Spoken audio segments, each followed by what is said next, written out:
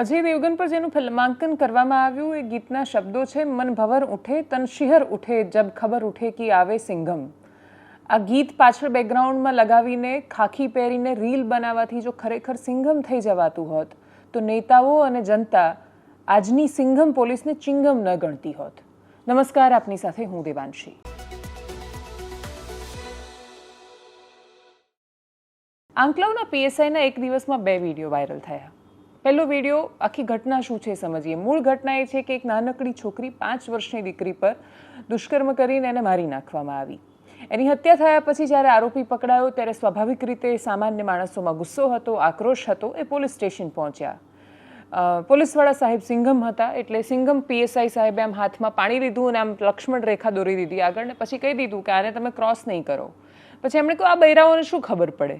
સરપંચને પણ લડ્યા અને ગામડાના માણસો હતા એ ચૂપચાપ જતા પણ રહ્યા. એમણે પોલીસની સામે કશું, સિંઘમ સાહેબની સામે કશું આક્રમકતાથી કોઈ વાત ન કરી. પણ એના પછી બીજો એક વિડીયો વાયરલ થયો જેમાં સિંઘમની બધી જ સિંઘમગીરી નીકળી જતી દેખાઈ. આરોપી જેનું નામ છે અજય પઢિયાર પોલીસ સ્ટેશનમાં લોકઅપમાં હતો. રિકન્સ્ટ્રક્શન માટે લઈ જવાનો આવ્યો ત્યારે એ લોકઅપમાંથી આમ બિલકુલ સામાન્ય રીતે ચાલીને બહાર નીકળે છે. અને એ રીતે ચાલીને બહાર નીકળે એમાં કોઈને વાંધો શું હોવો જોઈએ? પોલીસને એમ પણ કોઈ ફરિયાદીને કે કોઈ આરોપીને કે કોઈને પણ મારવાનો અધિકાર છે નહીં. પોલીસ મારે છે એ વિષય બહુ અલગ છે, પણ અતિશય જ્યારે પોલીસ મારે અને જો એ કોર્ટની નજરમાં આવે તો ભલભલા પોલીસવાળા છે એની બધાની ટણી ઉતરી જતી હોય છે જ્યારે કોર્ટમાં આખો કેસ જતો હોય છે. તો એનો બહુ જ લાંબો ઇતિહાસ છે. પણ છતાંય ગુજરાત રાજ્યમાં રિકન્સ્ટ્રક્શનના નામ પર કથિત વરઘોડા અને એ વરઘોડાની રીલ બનાવવી એ જાણે સરકારને વહાલા થવા માટેનો એક પેંતરો બની ગયો છે. સરકારને એ મજા આવે છે, ગૃહમંત્રીને પણ મજા આવે છે. ગૃહમંત્રી પણ જ્યારે આ વરઘોડાની સતત વાત કરતા રહેતા હોય પછી ભલે ડીજીપી આવીને એને નકારતા રહે કે અમે તો રિકન્સ્ટ્રક્શન કરીએ છીએ, આ તો મીડિયાએ આપેલો શબ્દ વરઘોડો છે, મીડિયા પર ઢોળી દેવું એ સૌથી સરળ બાબત હોઈ શકે ડીજીપી માટે. હકીકત એ છે કે આ શબ્દ ગૃહમંત્રીએ આપેલો છે અને ગૃહમંત્રી એ વરઘોડાથી ખુશ થતા હોય છે. પીએસઆઈ વાળાને પણ એવું લાગ્યું કે જો વરઘોડો નહીં નીકળે તો સમસ્યા થશે ને, એટલે જ એમણે આરોપીને જઈને કાનમાં કશું કહ્યું. કાનમાં કશું કહેતાની સાથે જ આરોપીને પગમાં દુખાવો ઉપડ્યો અને પછી લંગડાતો ચાલવા માંડ્યો. બંને વિડીયો પર નજર કરીએ. સૌથી પહેલાં પીએસઆઈ સાહેબે જે રીતે સામાન્ય માણસોની આગળ એમને યાદ આવ્યું કે એમણે ખાખી પહેરેલી છે ને એમણે આમ લક્ષ્મણ રેખા દોરી દીધી છે ને કોઈ એને ક્રોસ ન કરવું જોઈએ અને નાગરિકો નથી એ કરતા. પણ એના પછી આરોપીનો આવો વરઘોડો એમણે કાઢવાની શું જરૂર પડી હશે? જ્યાં એ લંગડાતો નથી અને તોય એમને લંગડાતો દેખાવો પડ્યો હશે. કોઈક તો મજબૂરી રહી હશે, કદાચ સરકારમાં વાલા થવા માટે આ બહુ જરૂરી બની ગયું હશે કે જ્યાં સુધી તમે આવો દેખાડો ન કરો ત્યાં સુધી આરોપીનું રિકન્સ્ટ્રક્શન નહીં કહેવાતું હોય, એને વરઘોડો શબ્દ નહીં અપાતો હોય, લોકોનો આક્રોશ શાંત નહીં થતો હોય, લોકો ખુશ નહીં થતા હોય. અને આપણે ત્યાં એમ પણ દેશ વ્યવસ્થા માટે નહીં, લોકોને ખુશ કરવા માટે, મનોરંજન આપવા માટે, એન્ટરટેનમેન્ટ પીરસવા માટે ચાલી રહ્યો છે. જોઈએ, બંને વિડીયો પર નજર કરીએ.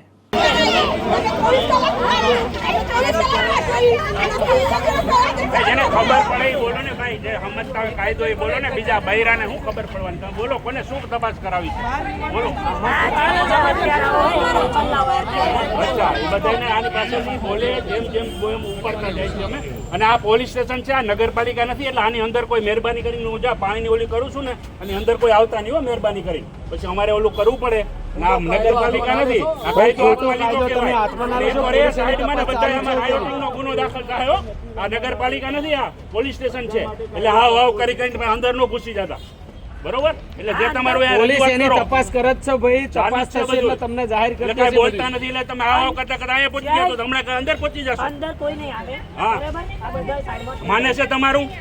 સાઈડમાં તમે ભાઈ માનતા હોય બોલજો વચ્ચે. માને છે તમારું?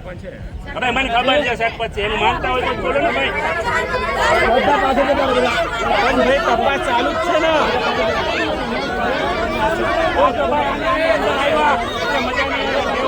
રજૂઆત કરો ભાઈ બધા. રાયોટિંગ નો ગુનો દાખલ થાય, પોલીસ સ્ટેશન આવ્યા એટલે બીજો અલગથી ગુનો દાખલ થશે. મ્યુનિસિપાલિટીની ઓફિસ લાગે છે તમને?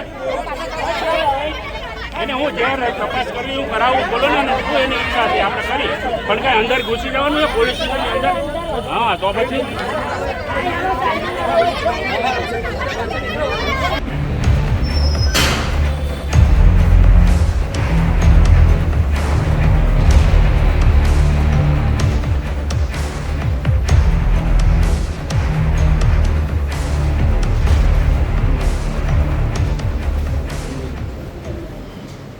લોકરંજનની આદત માત્ર પોલીસને નથી, નેતાઓને પણ છે.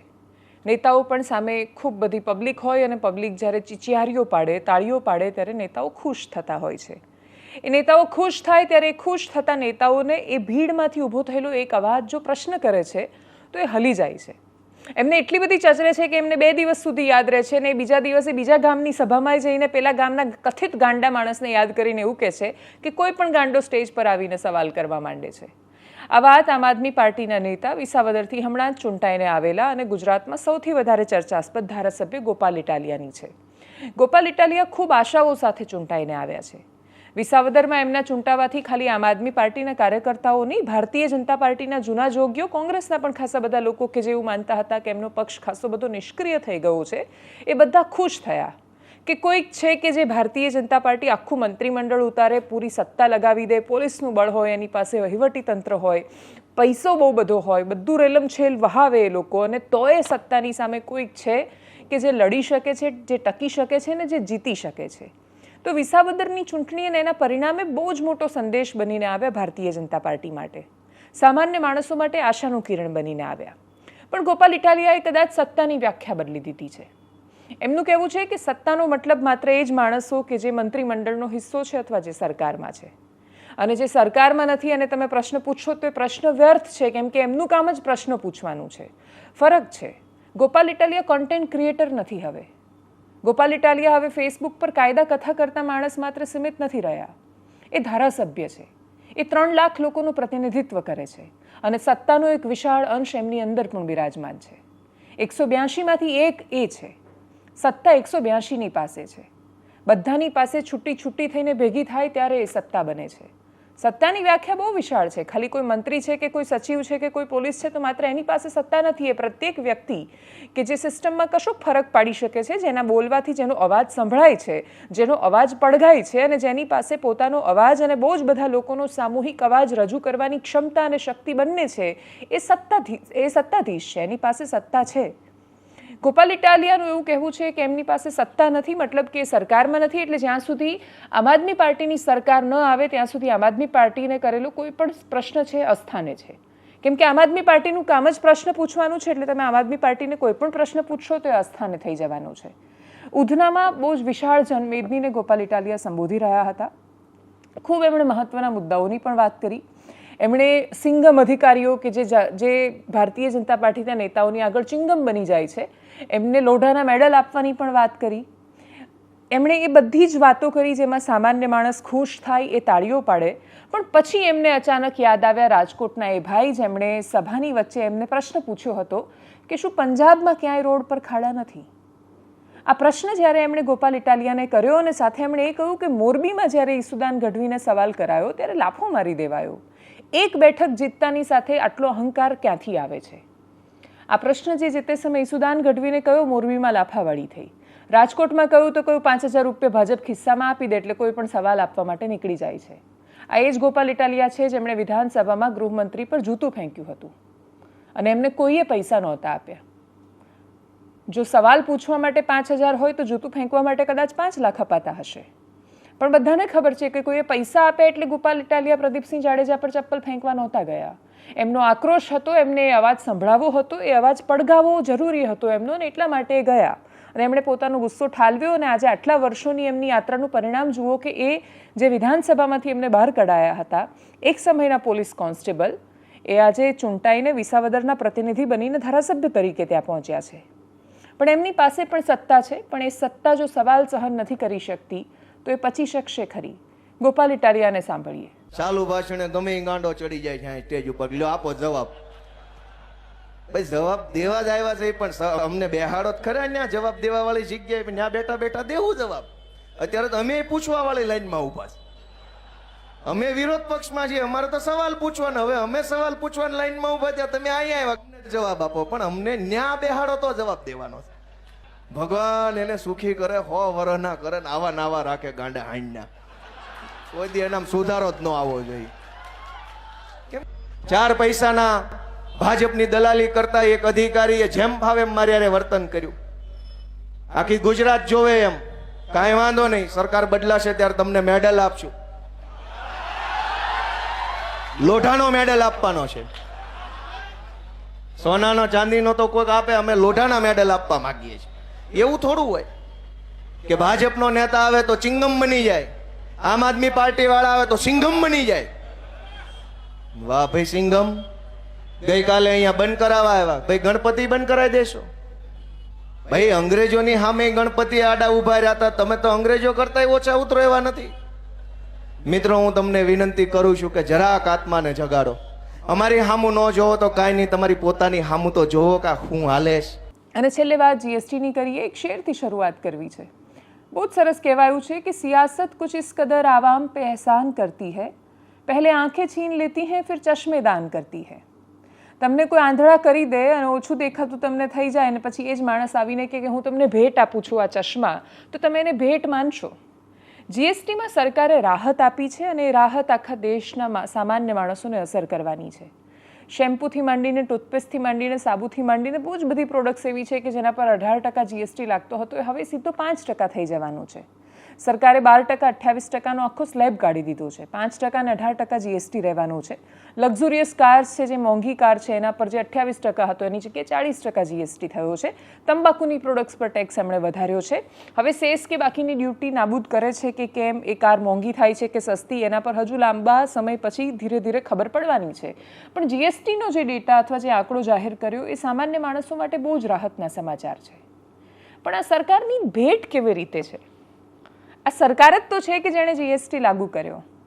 અત્યારે જીએસટી સરકાર દિવાળી માટે મધ્યમ વર્ગને રાહત અથવા ભેટ જેવા કોઈ પણ શબ્દો આપે, હકીકત એ છે કે આપણે ભારતમાં ખપત વધારવી છે. આપણે એવું ઈચ્છીએ છીએ કે આપણો વેપાર અથવા આપણી પ્રોડક્ટ્સ કે જે બહાર નથી જઈ રહી, બહાર જઈને વેચાઈ નથી રહી, આપણી દવાઓ, જીવન જરૂરિયાતની મોટાભાગની વસ્તુઓ પર ટેક્સ 0 કરી દેવામાં આવ્યો છે. એનું સૌથી મોટું કારણ એ છે કે સરકાર ઈચ્છે છે કે પ્રોડક્ટ સસ્તી થાય. પ્રોડક્ટ સસ્તી થાય તો સામાન્ય માણસ ખરીદે, એ ખરીદે તો પૈસો ફરતો થાય અને એ પ્રોડક્ટ્સ કે જે બહાર નથી જવાની, અમેરિકાએ જેના પર 50% ટેરિફ લગાડ્યો છે, અમેરિકન્સ એ વસ્તુઓ નથી ખરીદવાના, તો એ પ્રોડક્ટ્સ જો વેચાશે નહીં તો એ જશે ક્યાં માલ બધો જ. અને એટલા જ માટે બહુ જરૂરી છે કે આપણે 150 કરોડનો દેશ છીએ, આપણી પ્રોડક્ટ્સનું કન્ઝપ્શન આપણા જ દેશમાં થાય અને આપણા જ દેશમાં ખપત થાય તો સ્વાભાવિક છે કે આજે નહીં તો લાંબા ગાળે પણ એની બહુ મોટી અસર થવાની છે આપણા અર્થતંત્ર પર. સેલ્ફ સસ્ટેનેબલ થવા માટે આપણી પાસે એના સિવાય બીજો કોઈ રસ્તો પણ નથી. આ સમયની માંગ અને જરૂરિયાત હતી અને એ પ્રમાણે સરકારે એનો નિર્ધાર કર્યો છે. સરકારની આવકને આનાથી બહુ મોટો ફટકો થવાનો છે, પણ છતાંય સરકારનો આ નિર્ણય બહુ જ મહત્વપૂર્ણ છે.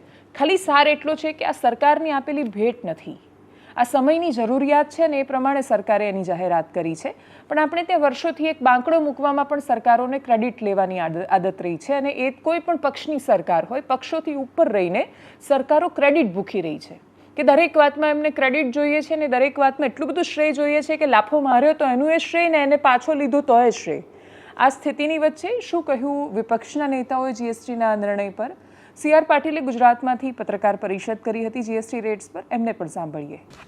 12%, 18%ના 2 દર કરવાને કારણે લોકોમાં જે મુશ્કેલીઓ પડતી હતી, અર્થઘટનમાં કોઈક લાભ લઈ જાય, બીજાને લાભ ન મળે અને માલ વેચવામાં તકલીફ પડે, એ પ્રકારની જે વ્યવસ્થા હતી. એટલે વેપારી પ્રામાણિકતાથી પોતાનો ટેક્સ ભરી શકે એટલા જ માટે આ કર માળખો તો ફેરફાર કર્યો, પરંતુ કરનો દર એ પણ ઘટાડવામાં આવ્યો છે. આ પહેલીવાર આપણે જોયું હશે કે સ્વતંત્ર પછી માનનીય પ્રધાનમંત્રી નરેન્દ્ર મોદી સાહેબના સમય દરમિયાન એમણે લોકહિત માટે, લોકોમાં વેપારીઓ પણ છે, વેપારીઓનું હિત પણ લોકોનું હિત છે, એટલા માટે પણ જ્યારે પણ જરૂર પડી છે ત્યારે ઝડપી પગલાં લીધા છે, મક્કમતાથી પગલાં લીધા છે અને એના કારણે વેપાર પણ વધ્યો છે અને જે યુઝર્સ છે, જે લોકોને પોતાની જરૂરિયાતની વસ્તુઓ એ પણ સસ્તી મળી છે. આજે જ્યારે આ સ્થિતિ છે ત્યારે લોકો જે ઉદ્યોગકારો છે એ પોતે પણ પોતાના પ્રોડક્ટની ક્વોલિટી સુધારવા માટેનો પ્રયત્ન કરશે. એના કારણે સારી ક્વોલિટી સસ્તા ભાવમાં અને આપણા દેશમાં ઉત્પાદિત થતી હોય એવી વસ્તુઓ જે આપણને વાપરવા મળે, એની પાછળનો આ પણ એક ધ્યેય છે કે જે વેપારીઓ છે એ વેપારીઓને ક્વોલિટીની સાથે જો પ્રોડક્શન એનું વધશે, ડિમાન્ડ વધશે તો પ્રોડક્શન વધશે અને પ્રોડક્શન વધવાને કારણે પણ એને ઓવરહેડ ઓછા થવાથી એની પ્રોડક્ટની કિંમત પણ ઓછી થવાની છે. તો આ એક આખી સાયકલ છે અને એ સાયકલમાં માનનીય પ્રધાનમંત્રી શ્રી નરેન્દ્ર મોદી સાહેબે ત્યારે 15મી ઓગસ્ટે દિવસે લાલ કિલ્લા ઉપરથી કહ્યું હતું કે હું આ દેશના લોકોને એક દિવાળીની ભેટ આપવાનો છું.